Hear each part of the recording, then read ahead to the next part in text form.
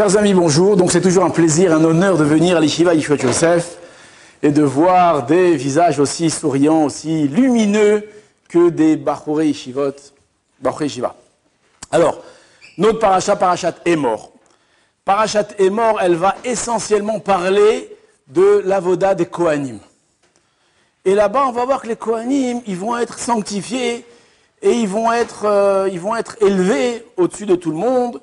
Et Akadosh Baruch Hu va leur confier un rôle donc de servir dans le Beth Amikdash, dans le Mishkan à l'époque. Et ils vont avoir aussi une vie beaucoup plus, alors pour dire un mot joli, plus ascète. Ça se dit en français comme ça? Plus, ça veut dire quoi? Bon, tu regardes dans le dictionnaire. D'avoir une vie beaucoup plus spirituelle. Les Kohanim, comme les Lévim, n'avaient pas de part en Eretz Israël. D'accord? Donc ils devaient être nourris par le peuple. Donc c'était des gens saints qui devaient se sanctifier et se réserver, être kulo Torah. Et 2 fois par an, enfin c'est pas 2 fois par an, c'est apparemment 5 fois par an. J'ai pas vu que c'est marqué 5 fois, mais 5 fois par an. Alors tous les Kohanim montaient à Jérusalem et ils allaient travailler au Beth Amikdash. Alors pourquoi je dis 5 fois par an? Je ne sais pas si le calcul est nachon, hein, mais on sait qu'il y avait 24 gardes de Kohanim. Donc chaque garde, elle travaillait 2 fois par an. Si on dit qu'il y a 50 semaines, il y a 48 semaines dans l'année, qu'il y a 50 semaines. Donc chaque garde venait 2 fois par an, plus venait au moment des fêtes. Alors c'est quoi arabe les fêtes? Pessah, Sukkot, Shavuot aussi, elle venait toutes les... Peut-être que oui, peut-être sûrement. Alors, donc elle devait venir 5 fois par an à Jérusalem et donc officier dans le Beth Amikdash. Maintenant, on voit qu'ils ont beaucoup de règles et on voit que la Torah, elle va énormément insister sur toutes les règles qui concernent les Kohanim.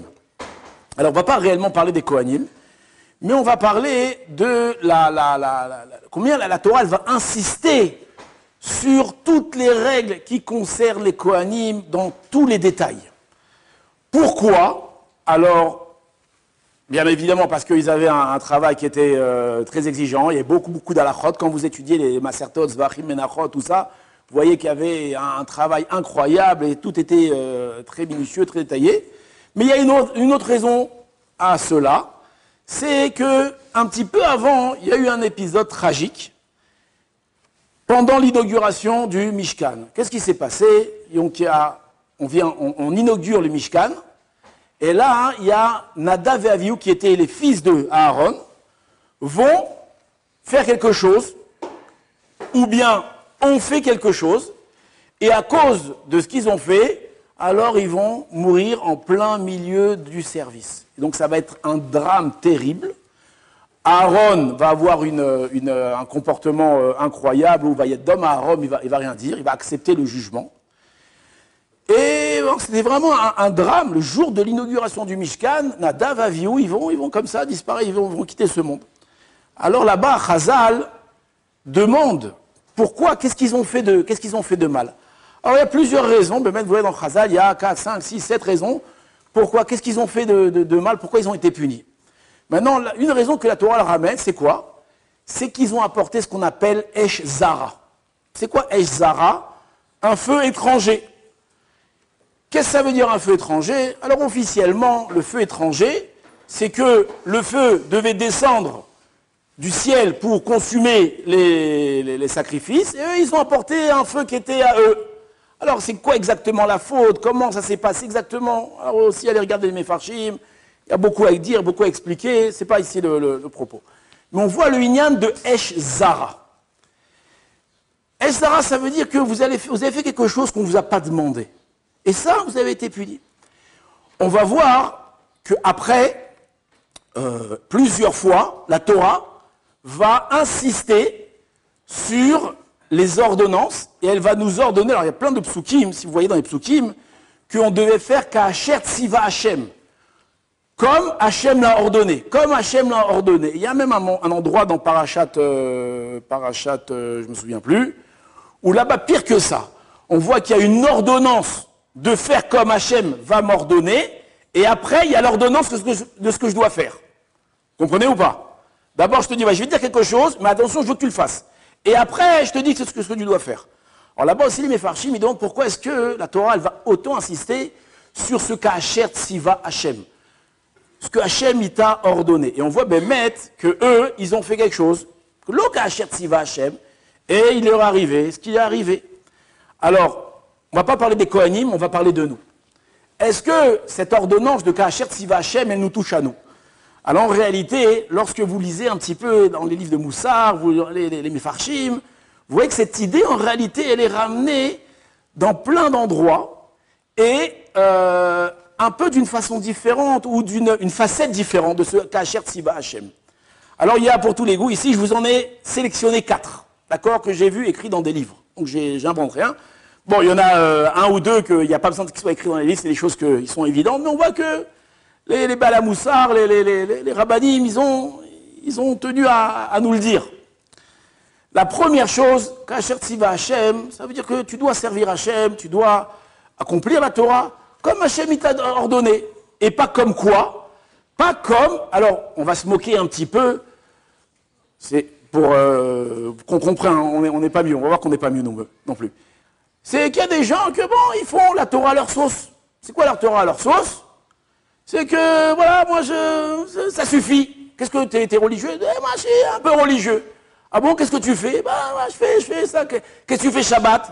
Non, Shabbat, je travaille pas. Mais qu'est-ce que tu fais? Ah, Shabbat, je vais à la plage, je vais laver ma voiture, ça suffit, c'est bien. Hachem, il a dit de se reposer, c'est bien, ça suffit. Qu'est-ce qu'on dit à quelqu'un comme ça? Disait l'Onachron. Tu ne dois pas servir Hachem comme toi, tu comprends que tu dois le servir. Tu dois servir Akadosh Baruch Hu, Kacher Tziva Hachem, comme Akadosh Baruch Hu, il t'a ordonné de le servir. Alors pour lui, le Shabbat, c'est quoi? Le Shabbat, c'est de faire le kiddush le vendredi soir, c'est de manger le couscous boulette ou le gefilte fish, ça dépend d'où vous habitez, c'est d'inviter la famille, c'est très honorable. Mais pour lui, ça s'arrête là, c'est tout, c'est bien. Maintenant, il y a un peu plus. Il y a, est-ce que tu pries? Je dis, bien sûr, je prie. Qu'est-ce que tu fais? Eh ben, le matin, je mets les tefilines et... Si c'est tout, oui, ça suffit, c'est bien, ça me suffit, c'est bien. Mais c'est Kacher Tziva Hachem, c'est ça que je m'en a demandé que tu fasses, c'est comme ça, c'est bien. Alors, il y en a qui font un peu plus, ils vont à Shacharit. Et Mincha Arvit, non, c'est bien, je fais Shacharit déjà. Mais c'est Kacher Tziva Hachem, ça, c'est ça qui devait, je m'en roule de toi. Alors, on peut monter le niveau et trouver toujours des gens qui vont faire toujours plus, jusqu'à qu'on va arriver, mettre à nous, d'accord? Est-ce que tout ce qu'on fait tous les jours, c'est Kacher Tziva Hachem? Est-ce qu'on est vraiment des Avdei Hachem, qu'on respecte le Shulchan Aruch à la lettre? Vous allez me dire, c'est extrêmement difficile. C'est vrai que c'est difficile, d'accomplir tout ce qui a marqué dans le Shulchan Aruch, c'est plus qu'une discipline, c'est un investissement de vie. Alors vous allez dire, moi je suis débutant. Ok, tu es débutant, aucun problème. Mais est-ce que tu as ambition d'avancer? Est-ce que tu as ambition de devenir un Eved Hachem, Kacher Tziva Hachem ou pas? Alors il y en a qui s'arrêtent. Ils ont arrivé à un certain niveau, ils s'arrêtent. Je me limite à ça. Alors en réalité, je vous invite, chacun d'entre vous, moi le premier je l'ai fait, de s'introspecter. Est-ce que, Bémet, chaque chose que je fais, c'est Kacher Tziva Hachem? Alors, on a donné ici des exemples d'accomplissement de mitzvot, on va dire pratiques, mettre les tefilines, prier. Mais Kacher Tziva Hachem, c'est pas que ça. On a vu dans Parashat Kedoshim, il y a plein d'alachot encore là-bas. Il y a l'otikom, l'otitor, vous avez vu ces alachot ou pas? L'interdiction de se venger, l'interdiction de prêter rancune, il y a plein d'autres interdictions qui sont liées à Ben Adam Lachavero. Alors c'est vrai, toi tu as une grande barbe, d'accord, tu fais mitra, shachit, mitra, arvi, tu mets tout, mais c'est à la route là tu les accomplis. Est-ce que tu fais Kacher Tziva Hachem? Ça aussi, ça fait partie de la Torah.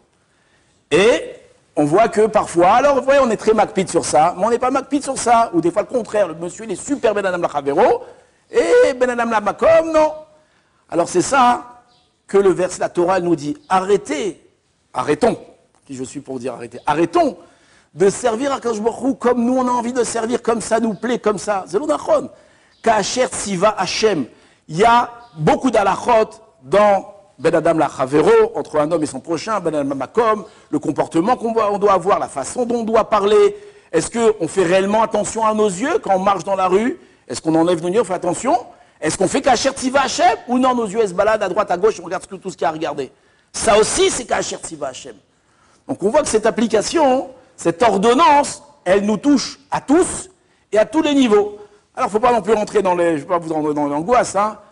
Bezrat Hashem, léat, aval au moins avoir une aspiration de grandir, de comprendre, ok, aujourd'hui j'ai des mauvaises midotes, je me comporte mal, mais au moins je sais ici que c'est pas bien ce que je fais. C'est pas bien ce que je fais, Bezrat Hashem, j'aspire à avancer, j'aspire à grandir. Et pas dire, non, moi je fais pas ça, moi je suis un juif jusque-là, plus je suis pas un juif. C'est l'onachon, Kacher Tziva Hashem. Ça c'est la première chose. La deuxième chose, alors vous la placerez si vous voulez avant, vous la placez après, mais on voit qu'il y a une contradiction très intéressante dans Chazal. Alors, ce n'est pas une contradiction, c'est on n'a pas peur, on dit contradiction, allons-y, mais vous comprenez ce que je dis contre contradiction. Et là, on voit que quand ils sont arrivés, ils allaient recevoir la Torah, alors, qu'est-ce qui a marqué? Est-ce que vous voulez recevoir? Vous connaissez l'histoire, on l'a raconté la dernière fois. Il est parti à Kishborou voir les nations du monde, il est parti voir Esav, il est parti voir tout le monde. Il a demandé à Israël de recevoir la Torah. Qu'est-ce qu'ils ont dit? Vous vous rappelez ou pas ce qu'ils ont dit? Non, ils ont dit combien ça coûte? Il a dit c'est gratuit et donne-moi 102. Non, ça c'était la blague. Vous vous rappelez pas? Dommage. En tout cas, qu'est-ce qu'ils ont dit? Non, c'est Vénishma. Non, c'est Vénishma, ils ont accepté la Torah, bien sûr, que je me qu'on accepte la Torah. Maintenant, plus tard, on voit qu'il y a un autre Hazal, lié à un verset, où Rashi ramène d'ailleurs, qu'est-ce qu'il dit? Qu'au moment de Madame Torah, qu'est-ce qu'il a dû faire Hachem? Il a dû leur mettre Ark et Gigit. Il a pris la montagne, le Arsina, il l'a mis au-dessus de leur tête. Il a dit, ou vous recevez la Torah, ou si vous serez enterrés. Alors qu'est-ce que ça veut dire? Il a pris la montagne. Est-ce qu'il a vraiment pris la montagne? Alors on peut aussi comprendre comme on veut. Et mes Koubalim, ils ont une façon de comprendre. Le Ramchal, il a une façon de comprendre. L'homme est chané. Mais on voit là-bas qu'on a dû les forcer. Alors, on ne comprend pas. D'un côté, on voit, ils ont dit, c'est Vénishma, tout ce que tu nous dis, on fait Hachem.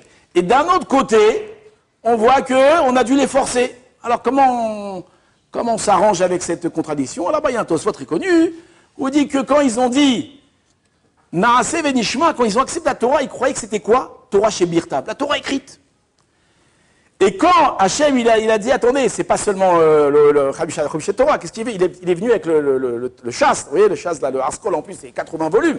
Il est venu avec 4, il y a aussi ça. Vas-y, non, ça on peut pas. Ça, on veut bien Torah chez Birta, Torah chez Alpé, on peut pas, c'est trop. Et là, il a dû les forcer.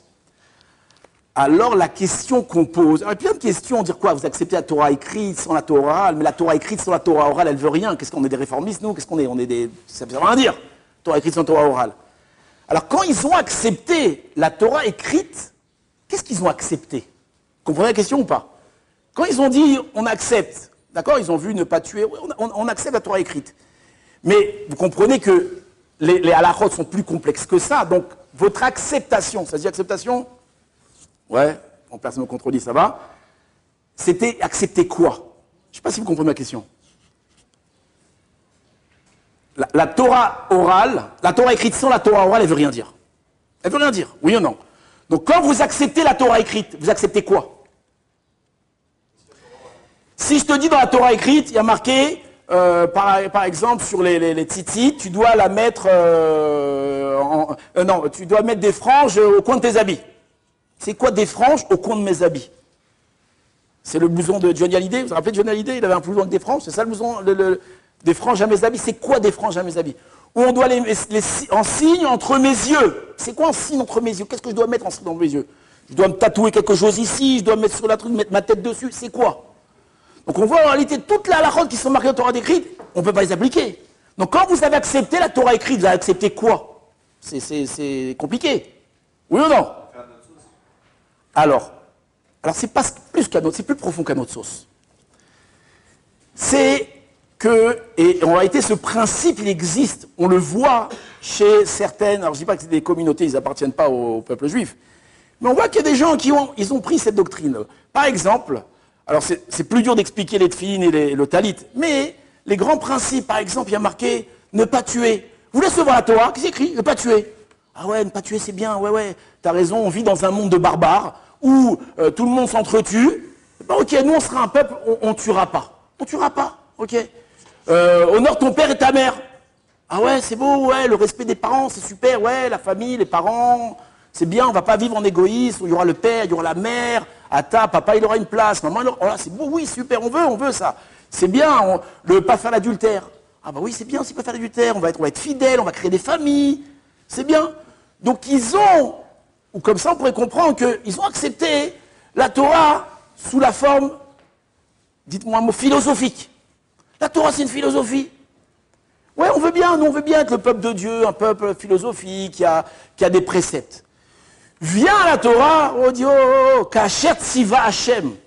Lorsque je te dis d'honorer ton père, je ne te dis pas d'honorer ton père, alors comme il a dit, à ta sauce, ou bien dans le côté philosophique, ou bien de créer une ambiance sociale où il y a le respect des anciens, ou dans les bus où il y a marqué « laisse ta place à l'ancien », où on ne va pas dire on ne doit pas tuer parce que c'est moche de tuer, il faut faire vivre, tout le monde doit vivre, peace and love, oui.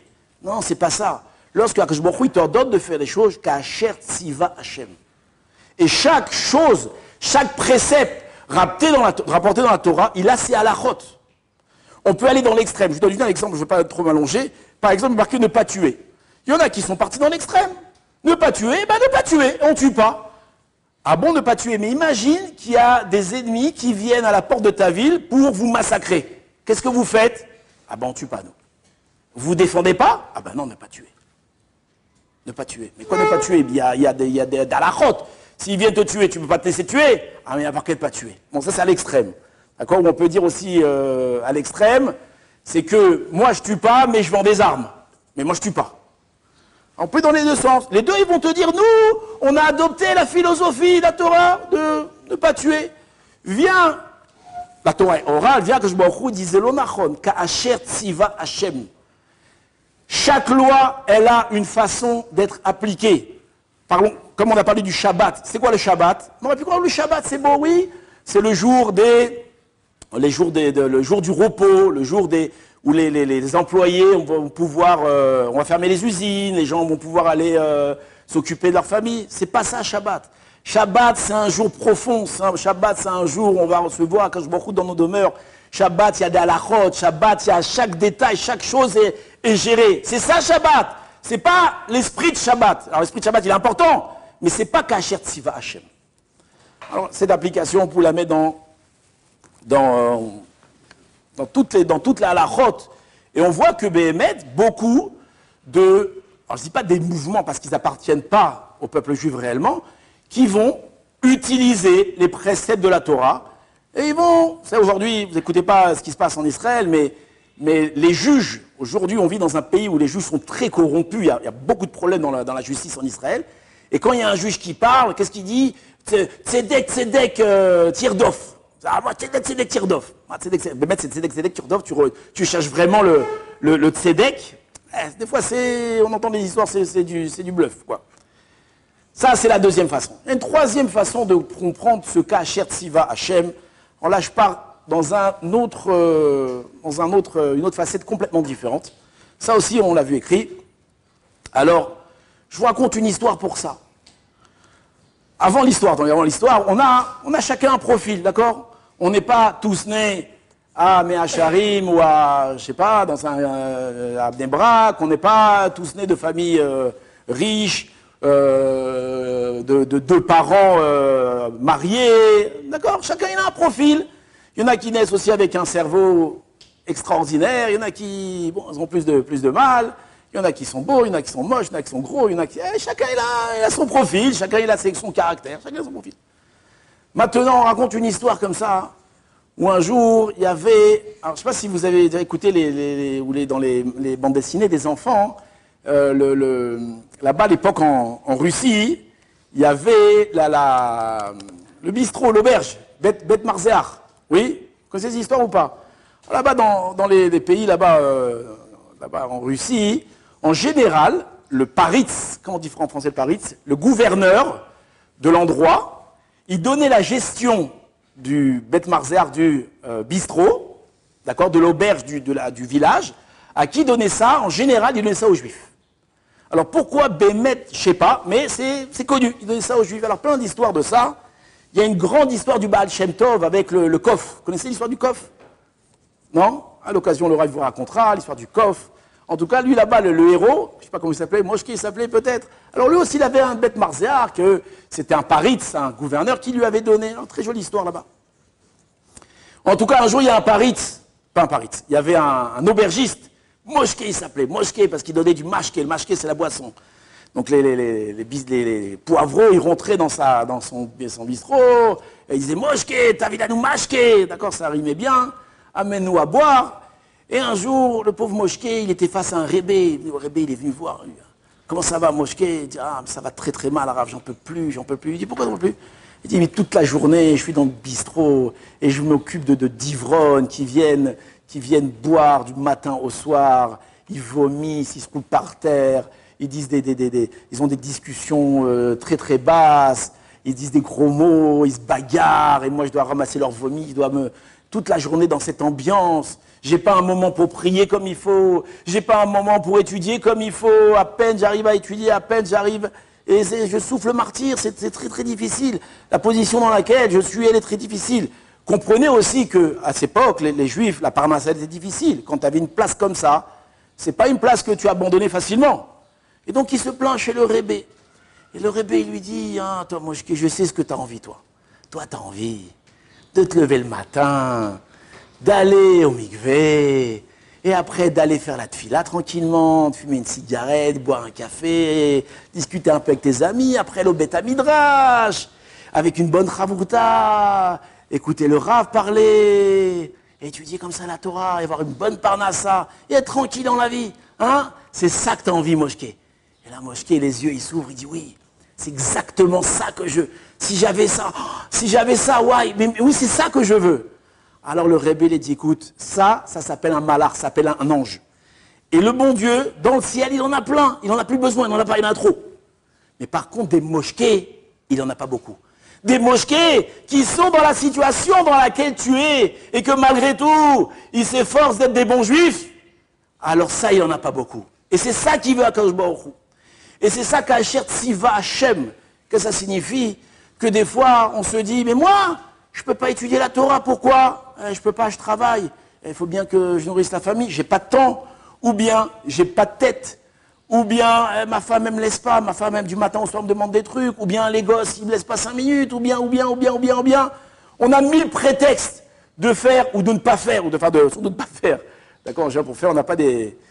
On a 1000 préceptes pour ne pas faire. Viens à Kadosh Baruch Hu, il te dit, mon ami, de servir à Kadosh Baruch Hu quand tout va bien, c'est facile. Mais de servir dans la situation dans laquelle tu es, comme ça là-bas le Rambam il ramène, qui dit, par rapport à l'étude de Torah, que tout le monde il a un chiyuv d'étudier la Torah, que tu sois en bonne santé, que tu sois malade, que tu sois riche, pauvre, vieux, jeune, tout le temps. Des Zekacher Tziva Hashem. Zekacher, ça c'est là qu'il demande à Baruch.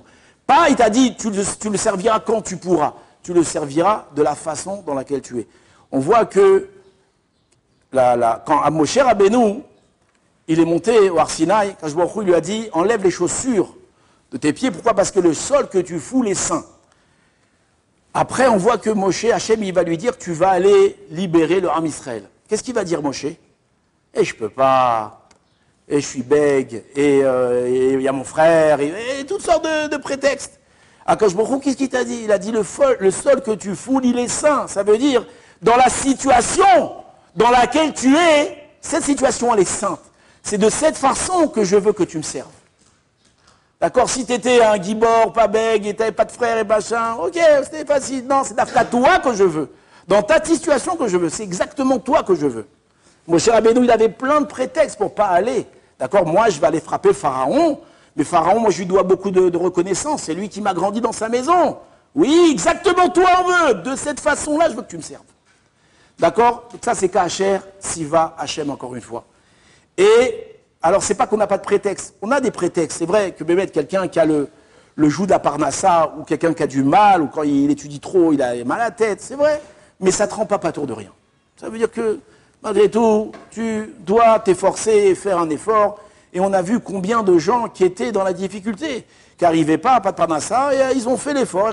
Il a ouvert le ciel et l'abondance est venue. L'abondance dans tous les sens. Ça, c'est la troisième façon qu'on montre Kacher Tziva Hashem.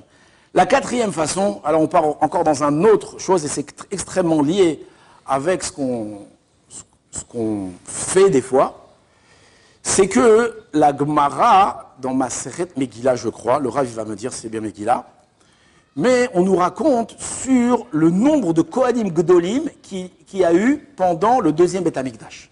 Vous savez, le deuxième Beth Amikdash, il a duré 430 ans. Le premier Kohen Gadol, c'était Shimon HaTzadik. Après Shimon HaTzadik, je crois que c'était Chonio. Nachon, lo Nachon, oui. Après, je crois que c'était ou le fils de Chonio ou un autre. En tout cas, dans les premières années, c'était des Kohanim Gdolim de grande importance. Après, on a eu les Hashmonaïm. Les Hashmonaïm aussi étaient des gens... Non, alors, avant les Hashmonaïm, il y a eu un petit bug, on va l'expliquer tout de suite. Après, il y a eu les Hashmonaïm. Et après, les Hashmonaïm vont disparaître, à l'époque de Hérode. Et il va y avoir donc les dernières années du Beth Amikdash. Maintenant, on voit, alors si on fait le calcul, j'ai fait une fois le calcul, mais ce qui est étonnant, c'est qu'en 200 ou 300 ans, il y a eu plus de 300 ou 400 Kohanim Gdolim. Vous comprenez? Ça veut dire qu'au lieu qu'un Kohen Gadol, comme Shimon HaTzadik qui a officié pendant 40 ans, eh ben non, ils officiaient moins qu'un an. Il y a un Tana qu'on voit dans Pirkei Avot là-bas, qui s'appelle Rabbi Yossé Sgan HaKohanim. Rabbi Yossé, c'est Rabbi Chaner Sgan HaKohanim.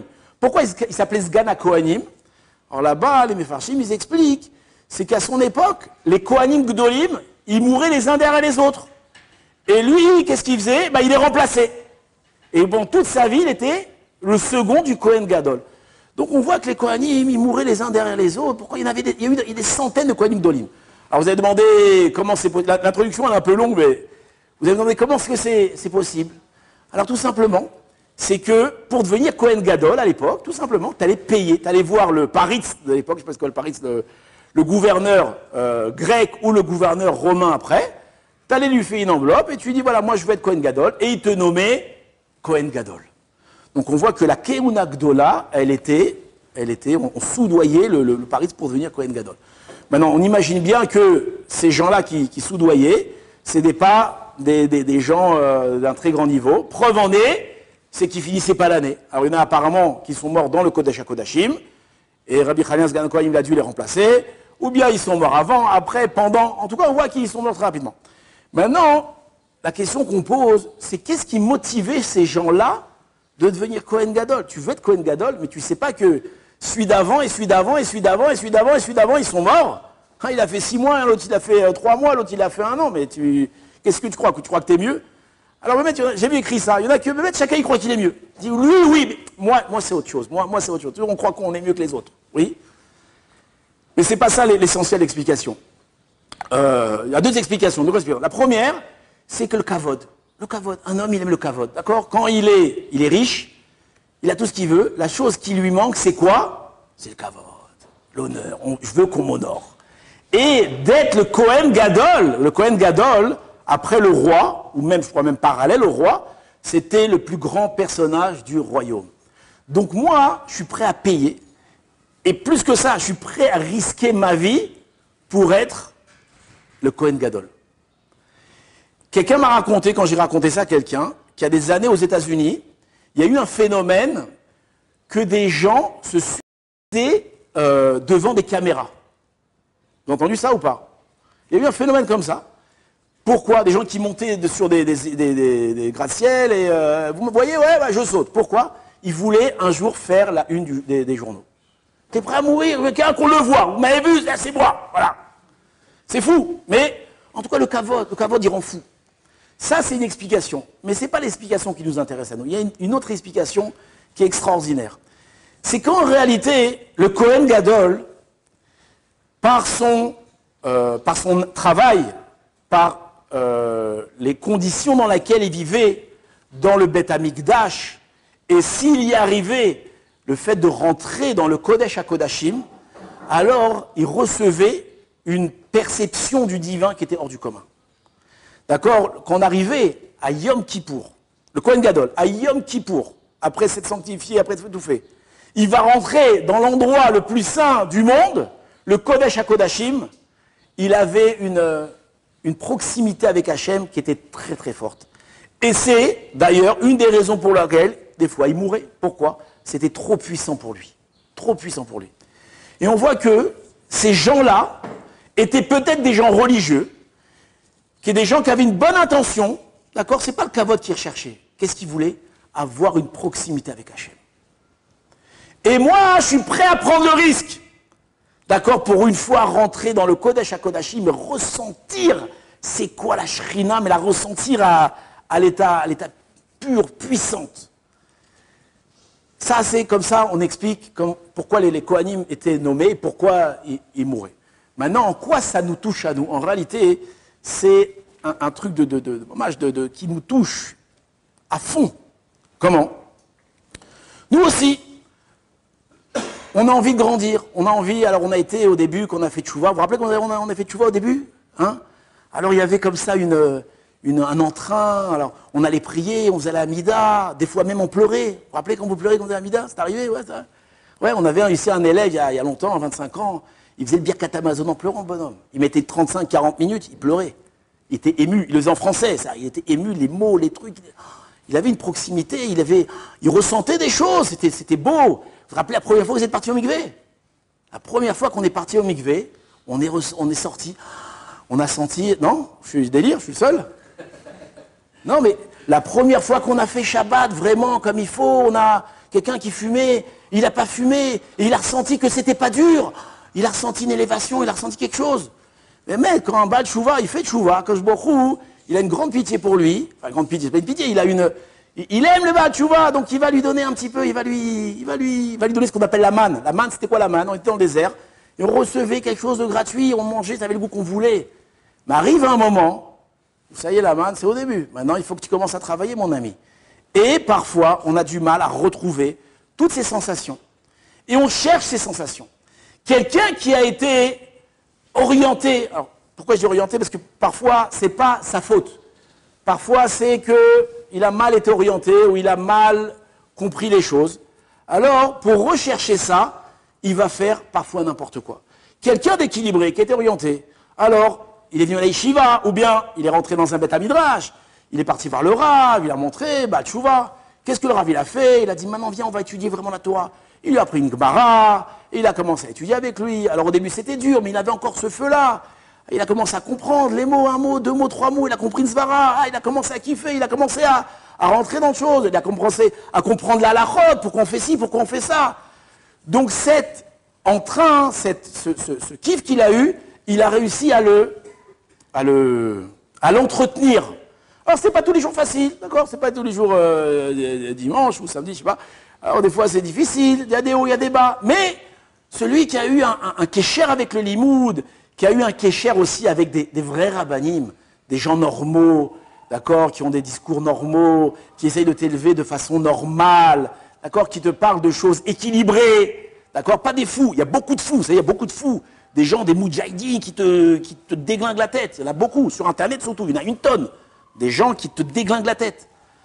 Alors, celui qui a eu cette évolution normale, alors il va grandir et au fur et à mesure de sa tchouva, alors il va s'équilibrer, il va trouver du plaisir à chaque instant de sa vie. Et il va grandir, il va devenir un vrai Ben Torah. Alors c'est vrai, il n'est pas venu à la yeshiva forcément. Ok, il travaille, c'est ce que tu veux. Mais au moins il a grandi équilibré. On a eu, Baruch Hashem, plein de gens qui sont passés par chez nous, 1 mois, 2 mois, 6 mois. Après ils sont retournés en France, ont travaillé, mais ils sont restés, ils ont eu un lien avec les rabbanim, ils ont eu un lien avec le Beth Midrash. Et ils ont réussi à entretenir ça et à grandir, à devenir des gens équilibrés. Le problème, c'est qu'il y a les autres. C'est qui les autres? Alors il y a 2 sortes d'autres. Il y a ceux qui pensent qu'ils vont pas assez vite. Je vais pas assez vite, moi je veux plus, je veux toucher Hachem, je veux la truc. Alors là, il va rentrer dans des délires. Il va rentrer, il va commencer à faire toute autre chose. Le Messie Latécharim, il parle d'une notion qui s'appelle la Itrasdouyot. En français, comment dire traduirait? La chassidification, c'est bien comme mot. Itrasdouyot, c'est quoi? C'est que le bonhomme, il a envie, il est religieux, lui, il a envie, il plus. Alors il va s'acheter un grand chapeau, il va s'acheter une grande barbe, des grandes péotes, un grand manteau, un grand, tout grand et tout. Il va à l'odeur faire des trucs. On se moque, mais il y a de quoi se moquer des fois. Il va entrer dans des délires. Pourquoi? Parce qu'il veut revenir à ça. Alors il cherche un moyen de le faire, il cherche. Mais ça s'appelle les traces d'Ouyot, Zelonachon, c'est pas vrai. Et c'est exactement quand c'est Kohanim Gdolim. Tu prends pas le bon chemin, mon ami, tu as envie de te coller la shrina, c'est pas comme ça qu'on fait. Là, tu vas brûler ton âme, tu vas devenir un débile, tu vas devenir un taré. Alors il y a aussi des gens qui vont commencer à d'étudier de la Kabbalah, d'étudier des trucs profonds et des choses qui ne sont pas à leur niveau, qui sont pas... Et plus que ça, ils vont commencer à accomplir des choses. Le Rav Zilberstein, il raconte une histoire à l'époque Il raconte une histoire qu'un jour, il y a un... Comment est l'histoire? Ouais, plus quand l'histoire. Excusez-moi. Mais on voit que ce phénomène-là, c'est un phénomène qui touche beaucoup de gens. Maintenant, on parle des autres, mais en réalité, ça nous touche à nous. Est-ce que nous sommes réellement, et ça c'est aussi une introspection qu'on doit faire, sur un chemin équilibré? Est-ce que ce qu'on recherche, c'est vraiment l'équilibre? Est-ce qu'on est vraiment des gens normaux? On n'est pas un petit peu, comment on dit? Dites-moi une expression, où il est parti le Marseillais? Il n'a pas une expression marseillaise comme ça? Illuminé ou déglingué un peu fada, un peu déglingué du cerveau. Et ça, on doit s'introspecter. Alors peut-être les premières années, ok, j'étais bécédaire, arrive un moment, ça y est, je me déglingue, je deviens un truc. Ou bien, aussi on l'a vu, des gens qui sont maintenant plus intelligents que les rabbinim, plus intelligents que le rab, plus intelligents. Et ça, on entend aussi des discours où des gens, ils ont des comportements très extrémistes, très machin. Ah ben le rabbin, ils interdisent les rabbinim. Non, mais c'est pas des rabbinim, eux, ils connaissent rien. Ah, c'est comme ça qu'il faut faire. Ben, c'est comme ça qu'il faut faire. Où c'est? Tu t'es déglingué, où c'est? Et donc on voit aussi que c'est pas Ka'asher Tziva Hashem. Sers à Kadosh Baruch Hu comme Hashem, il veut que tu le serves. Et c'est quoi l'essentiel de servir Hashem? D'être un homme normal. D'être un homme normal. Moi, quand je suis arrivé à la yeshiva, j'étais un peu illuminé, c'est vrai. Bon, c'est normal, tout le monde, on est un peu tous illuminés. Il y a ce qu'on appelle le syndrome du Baal Tshuva. C'est le syndrome du Baal Tshuva. Des gens un peu illuminés comme ça. Par exemple, il y a des blagues même sur les Baal Tshuva. Vous la connaissez, la blague, ouais? Combien il faut de Baal Tshuva pour changer une ampoule? Elle est connue. Combien il en faut? Il faut 10. Pourquoi 10? Un qui monte sur la table pour changer l'ampoule et 9 qui cherche la bracha dans le sidour. Alors c'est une blague, mais bon, c'est... Mon cousin, il m'a attrapé comme ça. Il m'a dit, l'essentiel, c'est de rester normal. L'essentiel, c'est de rester normal. Reste normal. Reste normal. Alors vous allez dire, ça ne nous parle pas, Baruch Hashem, dans la yeshiva, c'est vrai, Baruch Hashem, vous êtes préservés parce que vous êtes bien entourés. Baruch Hashem, Yainara, vous avez le Rav ici, un monsieur d'une normalité hors du commun. C'est un compliment, oui. Normalité qui est hors du commun, je le connais depuis longtemps. Et toujours suivre le chemin des rabbinim, même parfois quand on a envie de s'élever un petit peu plus. Alors aussi, il faut voir, est-ce qu'on a le niveau? Peut-être on doit un petit peu se calmer. Peut-être que d'abord on doit... Il y a aussi un problème chez les Bachourim. Très souvent, on veut monter de chiour. D'accord? Je veux plus. Alors des fois, Magia Alecha, tu peux. Mais des fois, mon ami, apprends d'abord à lire le truc. Après, tu attends un petit peu. Non, mais ça fait longtemps que je suis là. Bah oui, peut-être que tu commences à travailler. Hein, c'est vrai que ça fait 6 mois que tu es là, mais peut-être que tu commences à prendre un crayon et commencer à réellement travailler. Et après, tu pourras passer. Tu vas rester 6 mois dans un cours et rien faire. Tu peux pas te plaindre que tu n'avances pas. Si, travaille. Donc ça aussi, c'est Ka'asher Tziva. Ouais, c'est triste. Je voulais parler d'autre chose, mais voilà, c'est trop tard. Hein? Le Sikoum des 4. Vous êtes prêts ou pas? D'accord? C'est l'argument du débutant jusqu'au plus avancé, que moi je me suffis de ça. D'accord? Ça me suffit. Moi, servir Hachem, c'est comme ça. D'accord? Qu'est-ce qu'on lui dit? On a Ka'asher Tziva Hachem. Si on doit servir Hachem, comme le Shulchan Arour, il te demande de servir Hachem. Shabbat, c'est pas arrêter de travailler et laver sa voiture. Non, c'est pas ça Ka'asher Tziva Hachem. Ka'asher Tziva Hachem, c'est de servir Hachem comme lui veut que tu le serves. Faire Shabbat comme lui veut que tu le fasses. Vous savez aussi, très intéressant, une fois, il y avait un bonhomme qui avait des tefillim qui étaient un peu pas des beaux tefillim, c'était un peu tordu. Et je lui dis, tu sais, tefillim, machin, qu'est-ce qu'il m'a dit? Tout de suite, il m'a arrêté. Il m'a dit, moi ça suffit. Moi ça me suffit. Vas-y, ça suffit. Ils sont bleus, tes tefillim, ils sont verts, ça me suffit. Genre, le geste, il suffit. C'est pas Ka'asher Tziva Hachem. Akadosh Baruch Hu, il veut que tu mettes tes tefillim, il veut que tu mettes des tefillim kasher. Ça, c'est le premier. Le deuxième, on avait dit le Naaseh Venishma avec le Arke Gigit. Tu te Ka'asher Tziva Hachem, c'est dans la position dans laquelle tu es. Ce que tu es, de cette façon, il faut servir Hachem. D'accord? Bien entendu, ça c'est le deuxième, on avait dit. Troisième, c'était Moshké. Akegi, deuxième.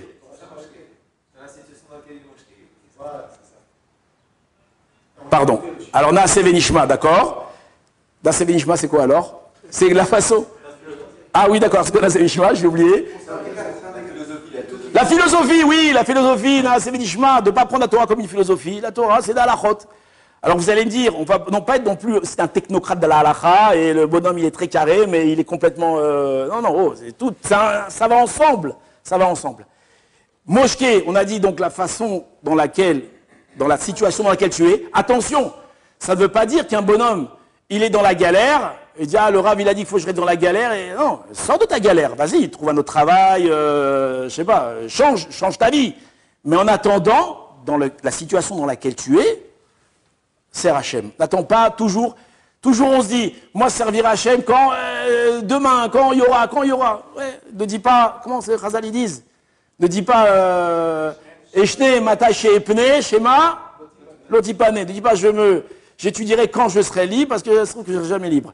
Et plus que ça, on rajoute que le Yetzer Hara a déjà prévu pour nous le programme de 20 ans à venir.